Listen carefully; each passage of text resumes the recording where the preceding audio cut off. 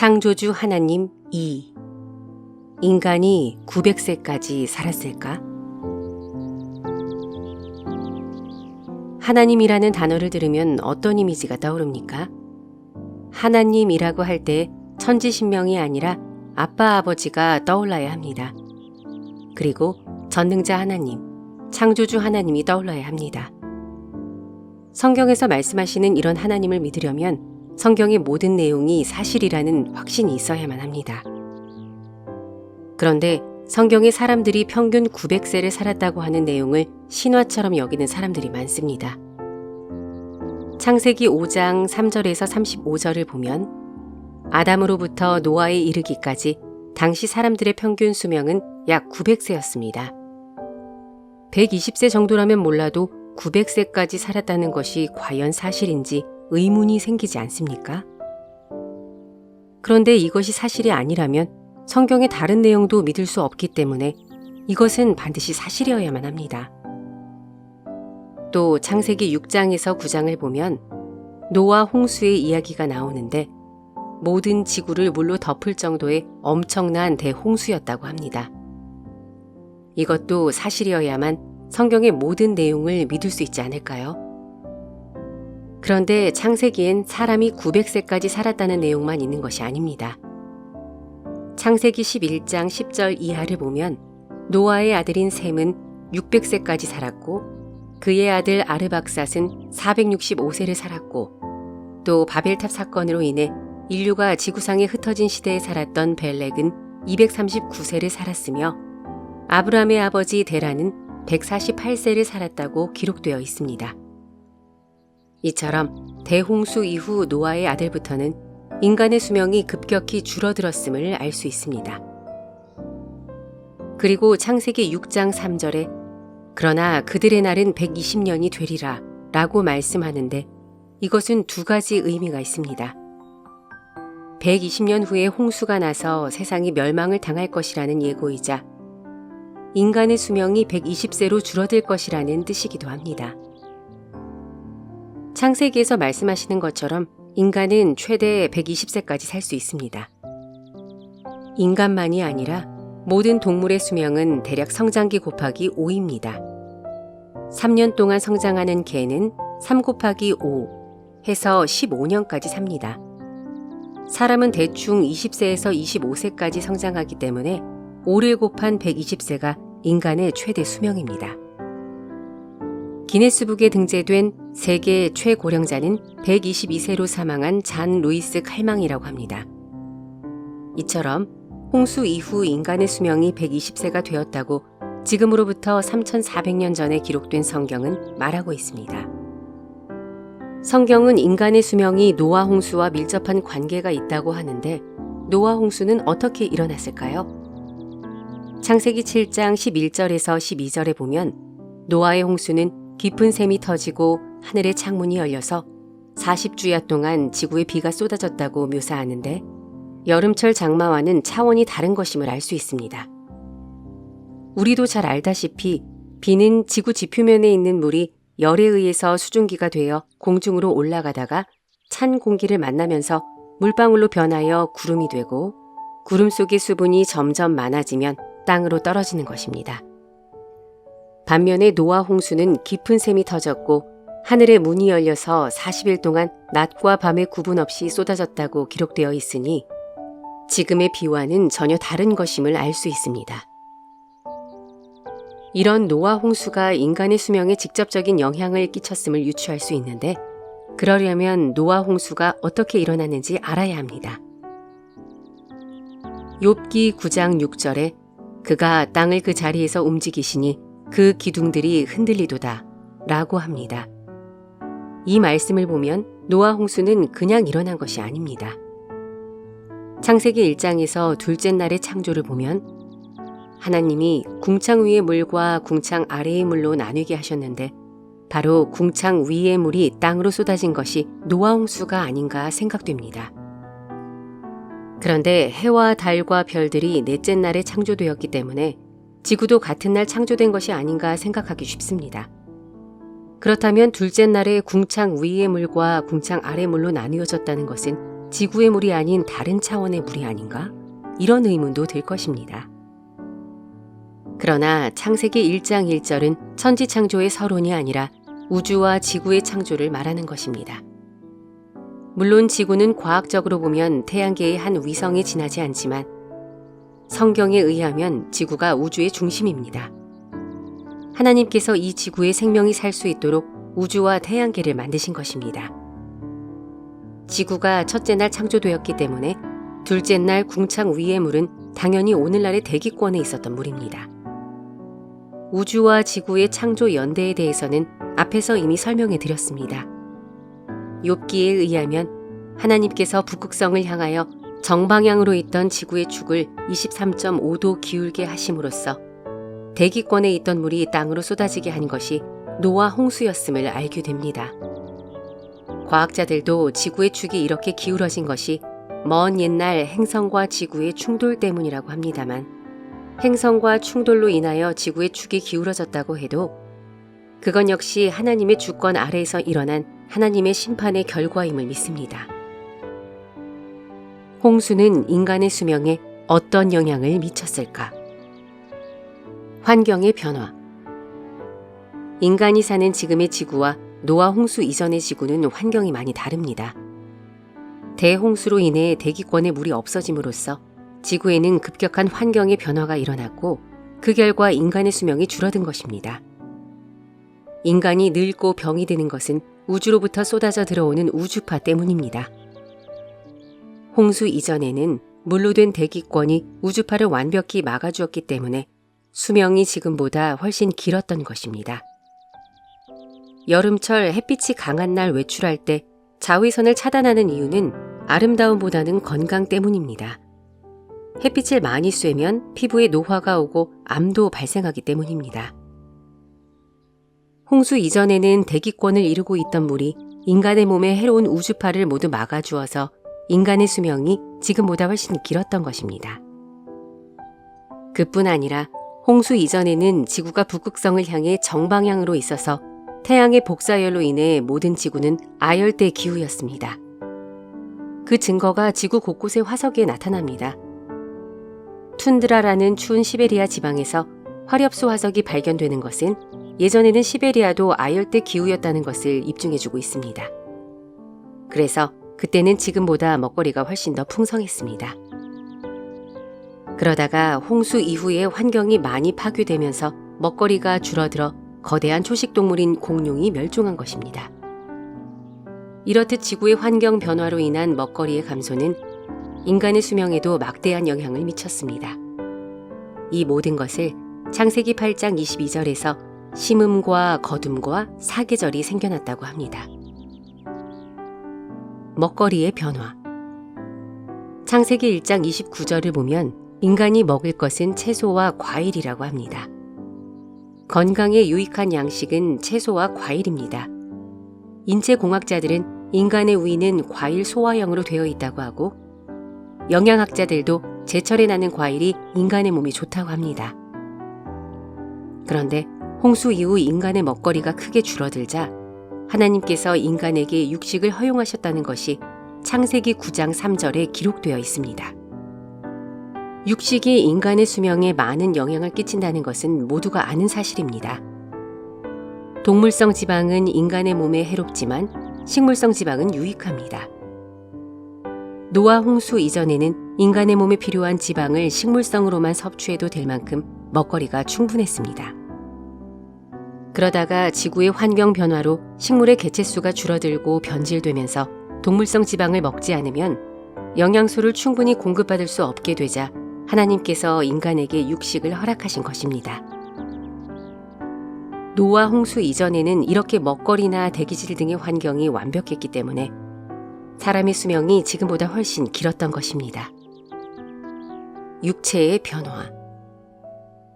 창세기 6장에는 하나님의 아들들과 사람의 딸들이 서로 결혼하는 장면이 나옵니다.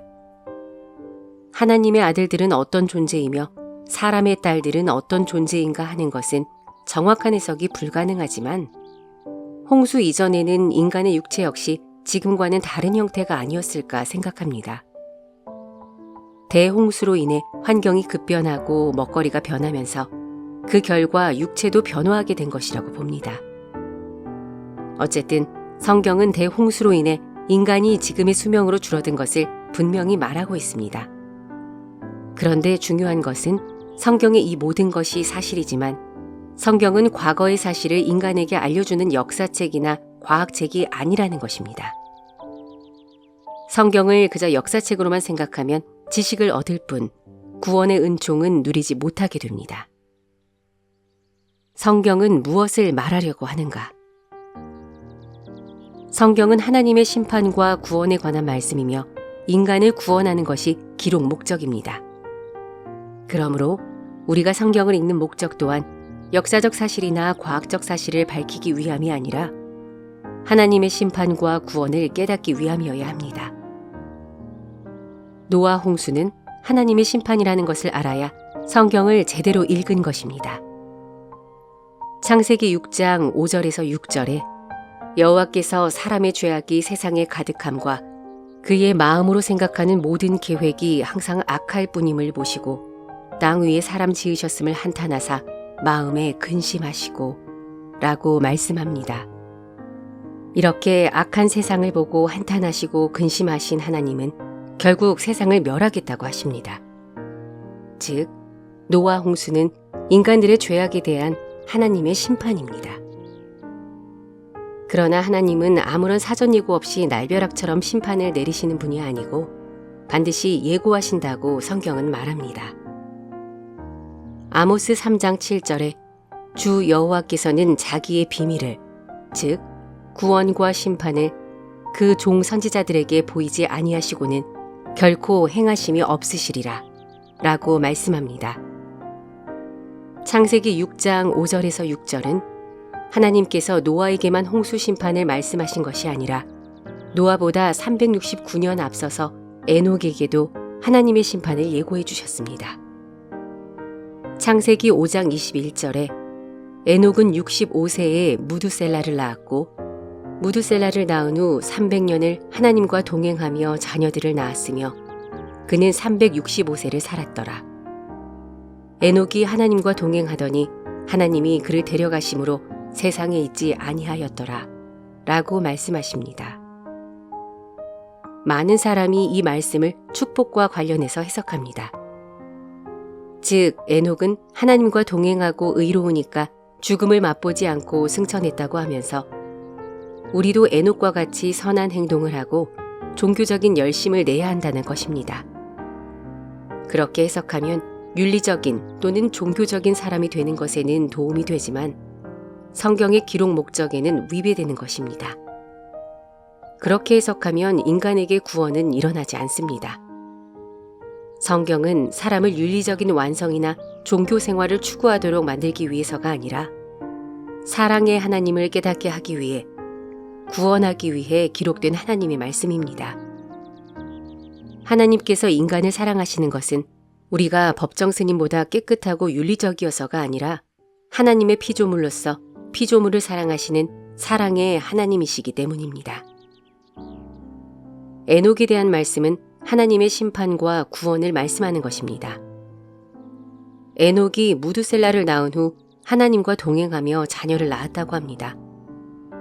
무두셀라라는 이름은 에녹이 아들을 낳았을 때 하나님으로부터 계시를 받고 지은 이름입니다. 유다서에서 에녹은 하나님의 계시의 예언자라고 합니다. 히브리어로 무두는 죽음을, 셀라는 평화를 뜻합니다. 이 두 단어를 합성해 무두셀라라고 하면 창을 던지는 자 또는 마을의 수호자라는 의미인데 그 속에 그가 죽으면 부족이 멸망을 당한다는 뜻이 내포되어 있습니다. 메소포타미아 문명 시대인 모세 시대의 사회는 부족 국가 형태로 한 부족의 흥망성쇠는 그 마을을 지키는 장수에게 달려 있었습니다. 구약 성서에서 골리앗이 죽자 블레셋이 패하게 된 것이 그 예입니다. 옛날 싸움은 지금과 같이 전자전이 아니라 장수 싸움이었기 때문입니다.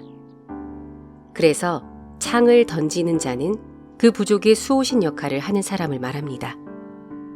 그러니까 에녹은 무두셀라, 창을 던지는 자가 죽으면 세상이 멸망을 당할 것이라는 계시를 받고 아들의 이름을 무드셀라라고 지은 것입니다.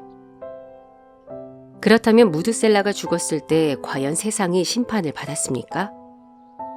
25절을 보면 무드셀라가 187세에 라멕을 낳았고 28절을 보면 라멕은 182세에 노아를 낳았다고 합니다. 즉 무드셀라는 369세에 노아를 낳았습니다. 그리고 성경은 노아 600세에 홍수가 났다고 합니다. 즉 무드셀라가 969세에 죽을 때 노아 홍수가 났다고 합니다. 에녹이 하나님께 받은 계시대로 무드셀라가 죽던 해에 하나님께서 홍수로 세상을 심판하신 것입니다. 에녹은 하나님께서 세상을 어떻게 심판하실 것인지 몰랐지만 하나님의 심판에 대한 계시를 믿었습니다. 그래서 하나님과 동행하는 삶을 살았던 것입니다. 올바른 신앙생활을 하려면 노아 홍수 사건은 하나님께서 에녹과 노아를 통해 예고하신 그대로 심판이 일어났던 것임을 믿고 하나님과 동행하는 삶을 살아야 합니다. 그런데 더 중요한 것은 하나님의 심판이 의미하는 바를 정확히 아는 것입니다. 이단들은 하나님의 심판을 강조하면서 사람들에게 공포심을 불러일으킵니다.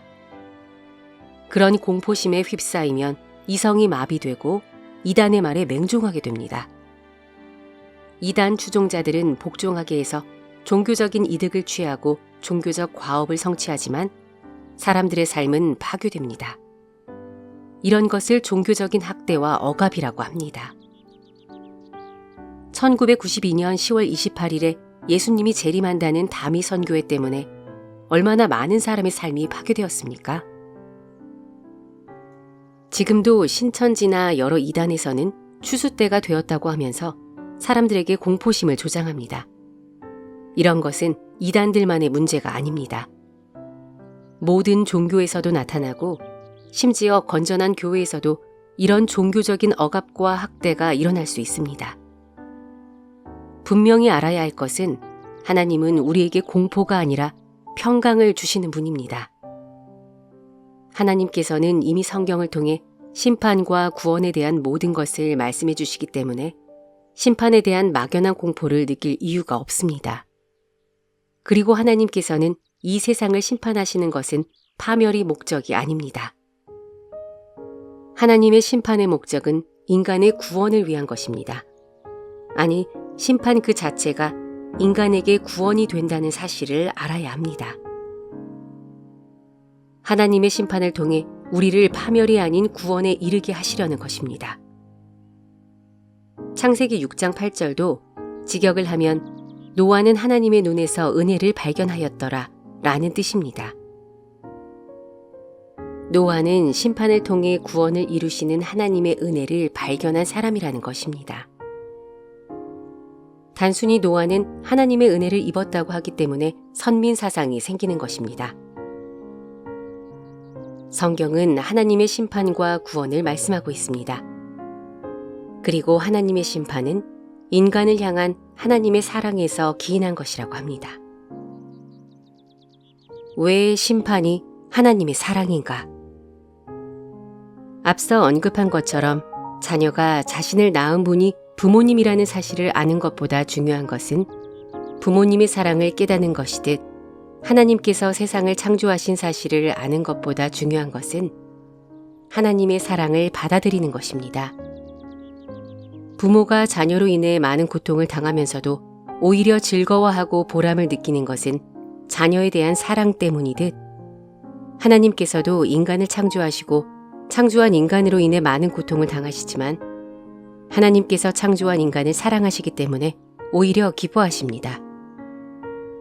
하나님은 우리가 없어도 홀로 완전하신 분입니다. 온전하신 하나님께서 인간으로 인해 시간과 공간의 제한을 받으면서까지 우리의 인간들을 창조하신 목적은 우리 인간을 사랑하시기 위함입니다.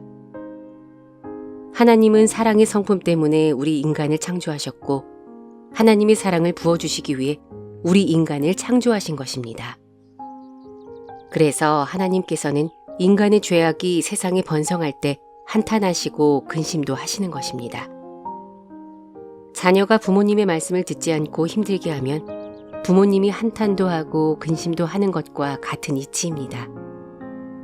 그러나 자식이 아무리 부모의 속을 썩여도 부모는 자식을 버리지 않듯이 하나님도 우리 인간을 버리지 않습니다. 하나님께서 노아 시대의 죄악이 번성하고 그 마음에 생각하는 모든 계획이 악함을 보시고 세상을 심판하시려고 작정하셨지만 그 심판은 멸하기 위함이 아니라 구원하기 위함입니다. 노아는 그러한 하나님의 구원을 알았던 사람입니다.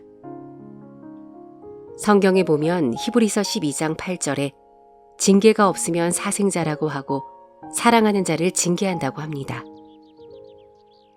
또 고린도전서 11장 32절에도 우리가 판단을 받는 것은 주께 징계를 받는 것이니 이는 우리로 세상과 함께 정죄함을 받지 않게 하려 함이니라 라고 합니다. 즉 하나님의 심판은 구원을 위한 것이지 파멸을 위한 것이 아니라는 것입니다. 이런 사실을 깨닫고 구원을 얻기 위해서는 하나님의 사랑의 속성을 알아야 합니다. 하나님께서 자신의 사랑을 십자가에 달리신 예수님을 통해 계시하신 것을 깨달았을 때 비로소 심판의 목적이 구원임을 알 수 있습니다. 하나님께서는 인간의 죄악을 자신이 십자가에서 담당하셨습니다.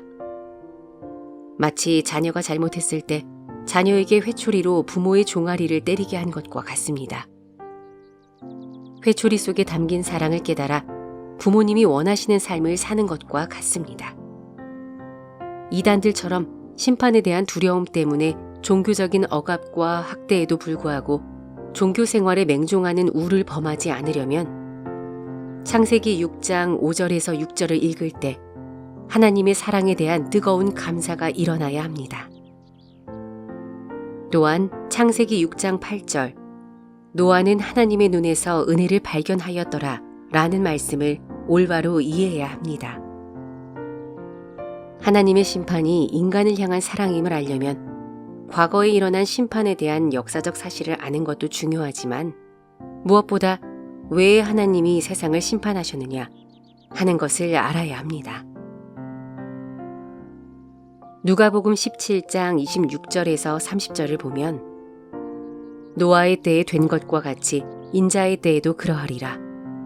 노아가 방주에 들어가던 날까지 사람들이 먹고 마시고 장가들고 시집가더니 홍수가 나서 그들을 다 멸망시켰으며 또 롯의 때와 같으리니 사람들이 먹고 마시고 사고 팔고 심고 집을 짓더니 롯이 소돔에서 나가던 날에 하늘로부터 불과 유황이 비오듯 하여 그들을 멸망시켰느니라. 인자가 나타나는 날에도 이러하리라. 노아 시대의 사람들이 먹고 마시고 시집가고 장가가다가 심판을 받았다고 합니다. 롯의 시대에는 사고 팔고 심고 집을 짓다가 멸망을 당했다고 합니다. 이 말씀을 곧 추수 때가 오는데 언제까지 먹고 마시고 시집가고 장가가고 사고 팔고 집 짓는 일만 해야겠습니까? 하나님의 일을 해야지. 멸망당하는 사람들을 구원하도록 복음을 증거해야지. 언제까지 그렇게 세상 사람들과 똑같이 살 겁니까? 이렇게 해석하면 하나님의 뜻을 모르는 것입니다. 노아 시대나 소돔과 고모라는 먹고 마시고 시집가고 장가가고 사고 팔고 심고 집을 짓다가 멸망을 당했다고 하는데 창세기 5장 22절을 보면 에녹은 무두셀라를 낳은 후 300년을 하나님과 동행하며 자녀를 낳았다고 합니다. 그러니까 에녹은 하나님의 심판에 대한 계시를 받은 뒤에도 먹고 마시고 시집가고 장가가고 사고 팔고 심고 집을 짓는 일을 하면서 자녀를 키웠다는 것입니다. 그런데 노아 시대의 사람들은 똑같은 일을 하면서도 창세기 6장 5절에 보면 죄악이 가득했고 모든 계획이 악했다라고 합니다.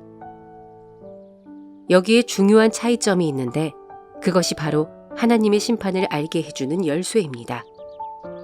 그리고 그것이 예수 믿는 사람과 믿지 않는 사람의 삶에 대한 차이입니다.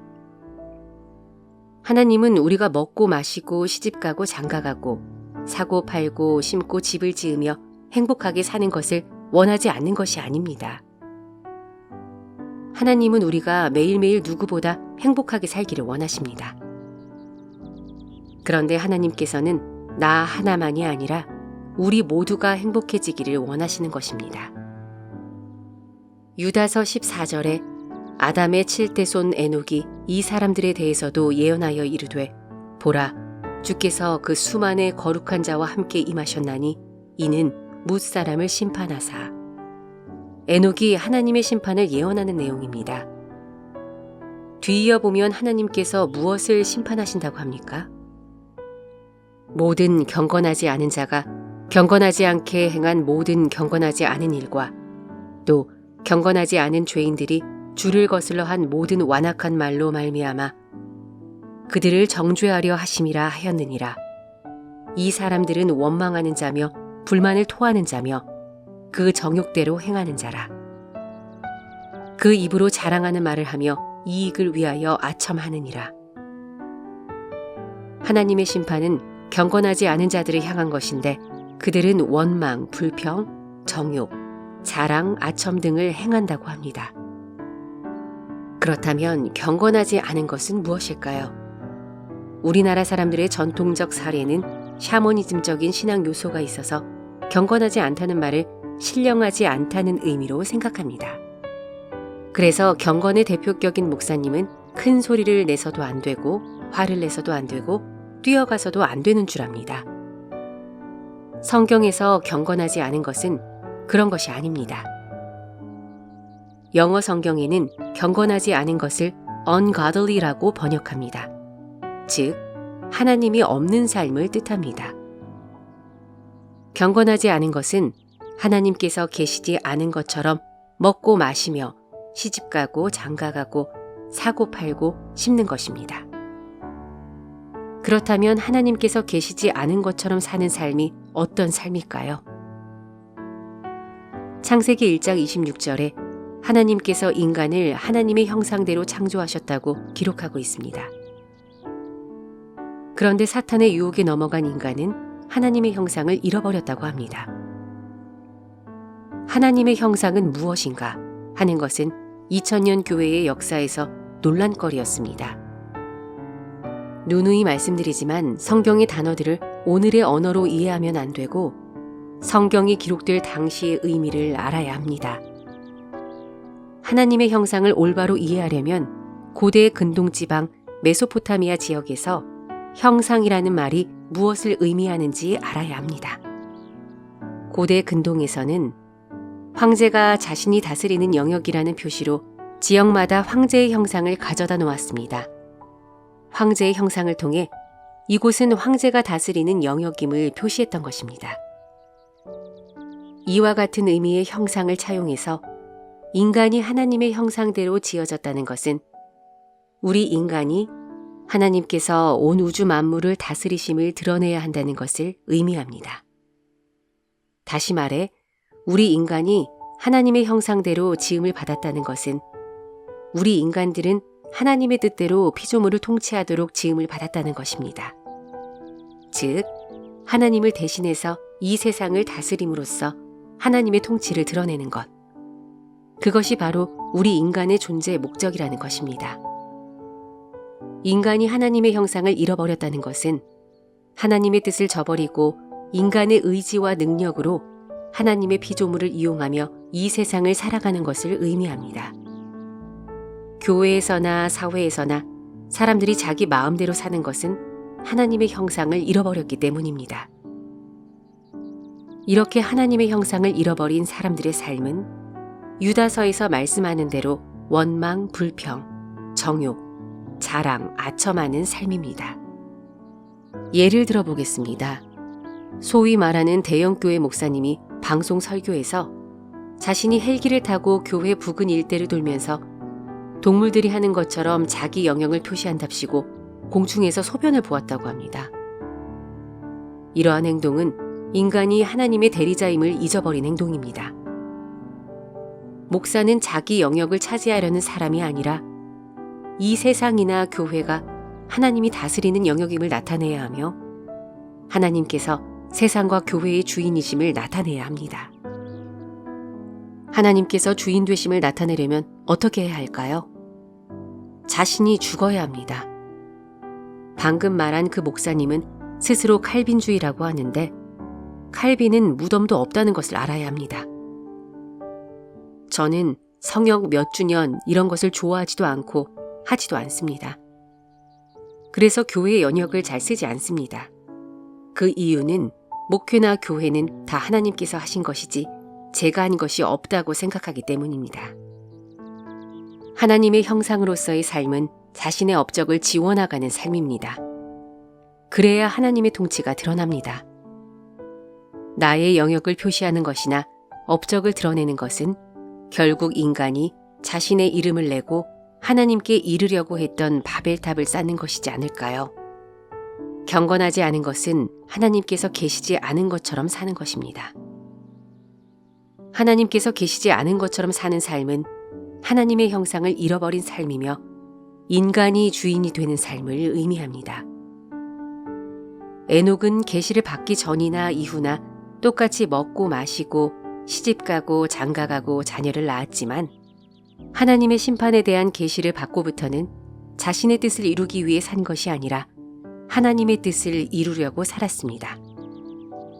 존재의 목적이 달라진 것입니다. 하나님의 뜻대로 먹고 마시고 시집가고 장가가며 사는 삶이 예수 믿는 사람의 삶입니다. 그런데 세상에 있는 사람들은 오로지 자신만을 위해서 살아갑니다. 하나님이 주인 되시는 삶이 아닌 자신만을 위한 삶을 지속한다면 하나님께서는 그런 자들을 심판하시는데 그런 하나님의 심판은 곧 세상의 구원이 되는 것입니다. 왜 하나님의 심판이 구원인가? 불의한 세상에 하나님의 심판이 있어야 이 세상이 공의로운 세상이 되기 때문입니다. 작년에 나온 뉴스 투자자를 보니 국내 주식 보유자 상위 0.1%가 1년간 개인 배당 소득 총액인 30조 원 중 절반을 차지했다고 합니다.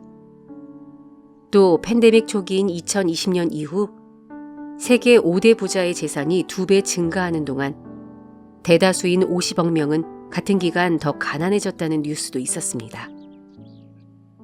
이런 세상을 심판하지 않는다면 불공평한 세상이 되지 않겠습니까? 그런 불공평한 세상이 되는 것은 사람들이 하나님의 심판을 믿지 않기 때문입니다.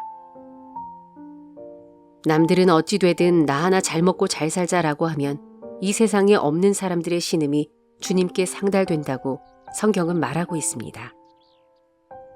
기업인이라면 내 손에 있는 돈이지만 내 것이 아니라 하나님의 것인 줄 알아서 직장이 없어 고통을 당하는 젊은이들과 어려운 사람들을 위해 비록 손해가 되는 일일지라도 과감히 투자해야 합니다.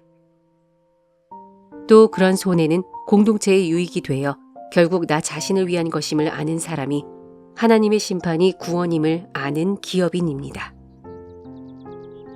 이런 하나님의 뜻을 알지 못하고 기업이 대주주들만의 이익을 위해 운영된다면 결국 사회는 경제 공황이라는 사태에 직면하게 될 것입니다. 상품은 남아 도는데 사람들은 돈이 없기 때문에 소비를 하지 못하게 되어 결국은 공멸하는 것이 경제 공황 아닙니까? 그 모든 것은 하나님의 형상을 잃어버린 인간들 때문입니다. 이런 불공평한 세상을 내버려 둔다면 사랑의 하나님이 아니지 않을까요? 하나님은 사랑하시기 때문에 심판을 통해 공의로운 세상을 이루고 우리를 구원하시는 것입니다. 하나님의 심판은 인간의 죽음에 대해서도 마찬가지입니다. 만약 인간에게 죽음이 없으면 재벌이나 권력자들은 영원히 잘 살고 없는 사람들은 영원히 고통을 당하지 않겠습니까? 하나님께서는 죽음이라는 하나님의 심판을 통해 세상을 공평하게 하십니다. 또 회사의 부도라는 하나님의 심판을 통해 공평한 세상을 만들어 가시는 것을 알아야 합니다. 이런 생각조차 하지 못하는 것이 이기적인 마음, 나만 잘 되고자 하는 마음 때문입니다. 하나님이 공평한 세상을 위해 인간을 하나님의 형상대로 만드셨음을 안다면 인간은 자기 죽음과 부도까지도 감사하게 되지 않을까요? 이런 하나님의 심판을 믿는 사람이 거듭난 사람이지 않겠습니까? 이런 심판에 대한 두려운 마음은 하나님을 경외하게 만듭니다. 그럴 때 이 세상에 하나님의 공의가 실현됩니다. 하나님의 심판은 공동체의 유익이 되지 않거나 개인적인 욕심만을 부리는 세상에 대한 하나님의 구원입니다. 이것을 모르고 막연한 심판만을 믿게 되면 하나님을 경외하는 것이 아니라 하나님에 대한 공포심만을 느끼게 되고 그 결과 종교인들의 지시대로 움직이는 꼭두각시 인생을 살게 됩니다. 미국의 재벌 빌 게이츠는 아들에게 $10,000,000, 우리나라 돈으로 130억 원만 유산으로 주고 나머지는 모두 사회에 환원했다고 합니다. 왜 그랬을까요? 하나님의 심판을 믿기 때문입니다. 하나님께서는 심판을 통해 우리가 사는 사회에 하나님의 공의가 실현되는 구원을 이루십니다. 선거를 통한 하나님의 심판과 구원. 경제적으로 공평한 사회를 이루려면 정치에도 하나님의 공의가 드러나야 합니다. 그러려면 국민이 선거에서 후보자의 성공한 이력만 보고 표를 주면 안 됩니다. 물론 성공하고 능력 있는 사람들이 지도자가 되는 것은 중요합니다만 그들이 얼마나 어려운 사람들을 위해 눈물을 흘려왔고 자기의 기득권을 내주며 살아왔는지 그런 이력도 함께 살펴보아야 합니다. 검찰과 경찰이 기득권 싸움을 벌이는 모습이나 국회의원들이 국민의 뜻을 헤아리기는커녕 자기들의 밥그릇 챙기는 데에만 급급한 모습을 보면 과연 그들이 국민을 위해 존재하며 국민의 대표자라고 할 수 있는가 하는 의구심이 듭니다. 이런 정치판에 국민이 자신의 이익을 따라 주권을 행사하면 하나님의 공의가 세워지지 않습니다. 하나님의 심판은 국민의 올바른 주권 행사를 통해 실현됩니다.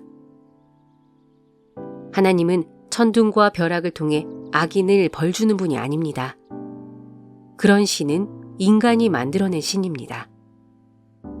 정치가들의 공의와 정직만을 요구하지 말고 국민도 자신에게 주어진 권리를 올바르게 행사해야 하는 의무감을 가져야 합니다. 하나님이 살아계시지 않은 것이 아니라 하나님께 순종하는 국민이 적기 때문에 하나님의 심판을 통한 구원이 세상에 나타나지 않아 불공평한 사회가 되는 것입니다. 자신은 하나님의 뜻에 순종하지 않으면서 하나님 탓만 하는 것은 마치 아이들이 자기가 할 일을 하지 않고 부모 탓만 하는 것과 닮은 꼴이라고 생각되지 않습니까? 선거에서 내 편이라고, 고향이 같다고, 학교가 같다고 무조건 표를 주어서는 안 되며 성공한 이력만을 보고 표를 주어서도 안 됩니다. 어떤 후보자가 약한 자들을 위해 자신의 기득권을 포기할 줄 아는 사람인지 누가 국민을 위한 참 일꾼이 될지를 보고 표를 주어야 사람들을 통해 역사하시는 하나님의 공의가 실현됩니다. 그렇게 되면 하늘에 이루어져 있는 하나님 나라를 이 땅에서 맛보게 될 것입니다. 이것이 바로 예수님이 이 땅을 구원하시기 위해 오신 목적입니다. 교육을 통한 하나님의 심판과 구원. 정치인들이나 재벌들뿐만 아니라 모든 사람이 하나님의 심판을 믿어야 합니다. 사람들이 이 세상의 주인 노릇을 어떻게 해야 할까요? 저도 일남이녀를 두고 있지만 제 자식이라도 이기적인 자녀가 잘 되는 것은 원치 않습니다. 남을 배려할 줄 알고 어려운 사람의 처지를 헤아릴 줄 아는 사람으로 키워야지 무조건 내 자식이라고 성공하기를 바래서는 안 됩니다. 자신은 지극히 이기적이면서 다른 사람에게만 하나님의 공의를 요구하거나 자신이 세상의 주인이 되려고 해서는 안 됩니다. 자기 자신의 입장보다 세상을 먼저 생각해야 진정한 하나님의 자녀이고 세상의 주인이라고 할 수 있습니다. 특히 자녀에 관한 생각이 그래야 합니다.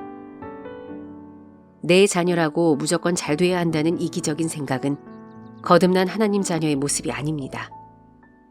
거듭나게 되면 혈연의 관계를 넘어서 모두가 영원한 가족이 되는 것입니다. 요즘 부모들은 자녀가 무조건 공부만 잘하면 된다고 하는데 그것은 그릇된 생각입니다. 아무리 내 자식이라도 이기적이고 독선적이면 눈물을 머금고 따끔하게 가르치든지 아니면 성공한 사람이 되지 못하게 해야 하지 않을까요? 1등하는 것만을 칭찬할 것이 아니라 다른 사람에게 유익이 되고 어려운 친구들을 돕는 모습을 칭찬해야 합니다. 이런 부모에 의해 올바른 자녀가 만들어지며 그런 자녀들이 성장해서 사회의 주역이 되면 이 세상에 하나님의 공의가 실현됩니다. 하나님께서는 우리 부모들에게 그런 의무를 주셨는데 우리가 내 생각만으로 자녀를 키우면서 내 뜻대로 안 되면 하나님 탓만을 하지 않습니까? 크리스천 부모라고 하면서도 그런 사명감 없이 내 자녀만 성공하기를 바라니까 교회가 세상에서 빛을 잃어버렸다고 하는 것입니다. 창조주 하나님을 믿어야 하는 이유. 창조주 하나님을 믿어야 하는 이유는 하나님께서 세상을 창조하셨다는 사실 자체보다 창조하신 목적을 알아야 하기 때문입니다. 사실 자체는 믿음과 상관없이 존재하는 것입니다. 다만 하나님께서 창조하신 사실을 인정하지 않으면 창조의 목적도 알려고 하지 않기 때문에 문제가 되는 것입니다. 마치 세종대왕이 한글을 편찬한 사실만 알고 글을 모르는 백성들을 위한 왕의 마음은 모르는 것과 같은 것입니다. 성경에 기록된 사실들을 아는 것도 중요하지만 보다 중요한 것은 하나님의 마음을 아는 것입니다. 거듭 강조하지만 하나님께서 태초에 천지를 창조하신 사실을 인정하는 것이 중요한 이유는 창조의 목적 때문입니다. 창조의 목적에는 관심 없이 하나님께서 창조주라는 사실만을 인정하는 것은 아무 의미가 없습니다. 과거의 사실을 아는 것보다 하나님의 창조물이 왜 망가졌는지를 알아야 하고 어떻게 하나님께서 인간들이 망가뜨린 창조물을 최초에 창조된 모습으로 회복하신 것인지를 알아야 합니다. 그 이유는 최초의 모습으로 회복하는 것이 하나님의 구원이기 때문입니다. 이런 사실을 깨달으면 하나님의 심판은 심판 그 자체가 목적이 아니며 종교적인 의의를 이루거나 종교적인 규범만을 지키게 하기 위한 것이 아님을 알게 됩니다. 하나님 심판의 목적이 종교적인 규범을 강요하는 것이 되면 자율적인 순종이나 기쁨은 사라지고 복종과 두려움, 서로 간의 정죄만 난무하는 종교 집단이 됩니다. 유대교가 그렇지 않습니까? 혹시 지금의 한국 기독교는 어떻습니까? 하나님께서 인간을 하나님의 형상대로 창조하신 것은 하나님을 대신하여 하나님의 뜻대로 세상을 다스리도록 하시기 위함입니다. 그렇다면 당연히 인간은 하나님의 뜻을 따라 살아야 하고 하나님의 뜻을 따라 세상을 다스려야 하며 하나님의 뜻을 따라 자녀들을 양육해야 합니다. 그렇게 되려면 나의 나됨은 하나님의 은혜임을 고백해야 합니다. 모든 것이 하나님의 은혜로 된 것이기 때문에 내가 가지고 있다고 나의 것이 아니라 하나님의 것이라고 고백해야 합니다. 나의 물질을 내 것으로 생각해서 내 마음대로 쓰는 것이 아닙니다. 세상에서는 힘을 가진 자가 힘이 없는 자를 억압하고 지배하는 것을 성공이라 하며 복이라 합니다. 이런 세상에 하나님께서 하나님의 형상을 회복한 사람들을 만들어 모아두신 곳이 바로 교회입니다. 어쩌면 아직까지 이 세상이 존재하는 것은 교회가 존재하기 때문이 아닌가 생각합니다. 소돔과 고모라 성의 멸망은 의인 10명이 없었기 때문이라고 합니다. 성경에서 의인은 윤리적인 의의를 실천하는 사람이 아니라 하나님의 형상을 지닌 사람, 하나님의 뜻을 실현하려는 사람입니다. 예수를 믿는 사람을 의인이라고 하는 것은 그저 교회에 다니는 사람이 아니라 하나님의 뜻을 실현하려고 하는 사람을 말합니다. 교회가 이렇게 하나님의 형상을 지닌 교인들의 모임이 아니라 종교적인 세력 확장만을 추구하는 곳이 되어 어렵고 힘든 사람들이 살아갈 희망이 없어질 때 하나님은 심판을 통하여 세상을 구원하십니다. 하나님의 심판은 악한 사람을 심판하는 것이 아닙니다. 하나님의 형상을 회복한 사람들이 없어서 공평한 하나님의 나라가 이루어지지 않고 하나님의 사랑을 실천하는 사람이 없어서 사회적인 약자들의 희망이 없어지고 기득권자들의 기득권이 대물림되어 약자들이 아무리 노력해도 사회의 주류가 될 수 없는 불의한 세상을 심판하는 것입니다. 에스겔 선지자는 레위기 26장을 통해 이스라엘 백성들에게 전쟁, 기근, 전염병, 들짐승의 습격 이 네 가지를 통해 불의한 사회를 심판한다고 선포했습니다. 요한계시록도 종말에 있을 심판의 시나리오에 대한 예언이 아닙니다. 요한계시록은 레위기 26장과 에스겔 14장 21절을 통해 1세기 후반에 있었던 파르티안 제국의 침공, 그리고 도미티안 시대의 혹독한 기근은 하나님의 심판이라 선포하면서 세속주의와 실용주의에 물들고 기복주의와 번영신학이 난무해 사회를 구원할 능력을 상실한 교회의 모습을 보면서 이를 깨우치려고 한 것입니다. 하나님의 심판을 경고해서 교회가 회개함으로써 사회가 구원을 얻게 하려고 선포한 하나님의 말씀입니다. 하나님의 심판이 임하면 교회와 사회의 기득권층이 먼저 고통을 당합니다. 북한에 공산주의가 들어왔을 때 북한의 지주들과 교인들이 38선을 넘어오면서 내가 그때 잘할 걸 하며 후회했다고 하지 않습니까? 가진 자들과 교회가 그 땅에 희망을 주었다면 공산주의가 발을 붙일 수 없었을 것입니다. 이런 역사를 보면서도 각성할 줄 알아야 합니다. 헌금을 드릴 때도 드리는 헌금만이 아니라 내가 가지고 있는 것도 하나님의 뜻대로 사용하겠다고 고백해야 합니다. 나의 재능도, 나의 시간도 하나님의 것임을 고백해야 합니다. 내가 가지고 있는 것들을 내 뜻을 실현하기 위해 사용하는 것이 아니라 맡겨주신 주인의 뜻을 따라 사용하겠다는 고백이 있는 사람이 기독교인입니다. 하나님의 자녀들은 하나님의 형상을 회복한 사람이고 하나님의 형상을 회복한 사람은 청지기라고 합니다. 선한 청지기는 맡겨주신 주인의 뜻을 따라 잘 관리하는 사람이 아닙니까? 청지기가 주인의 것을 자기 마음대로 사용하면 불의한 청지기가 아닐까요? 선한 청지기가 사라져서 불의한 세상이 되면 하나님께서는 그 사회를 심판하심으로 하나님의 공의가 실현되어 열심히 일하는 자가 잘 살 수 있는 사회가 되게 하시고 하나님의 사랑이 실현되어 약자들에게도 희망이 되는 사회가 되게 하십니다.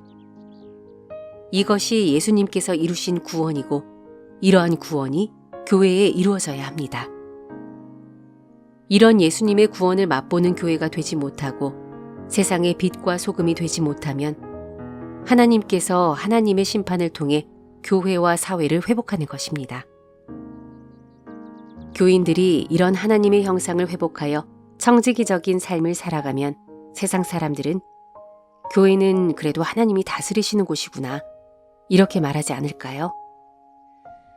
받을 자격 없는 자에게 아무런 대가를 바라지 않고 베풀어 주시는 하나님의 호의와 은혜를 예수님의 십자가에서 발견하고 받아들임으로써 섬기고 나누어 주는 자가 받는 자에게 채권자가 아니라 오히려 채무자가 되는 하나님의 은혜가 교회에 가득하길 바랍니다.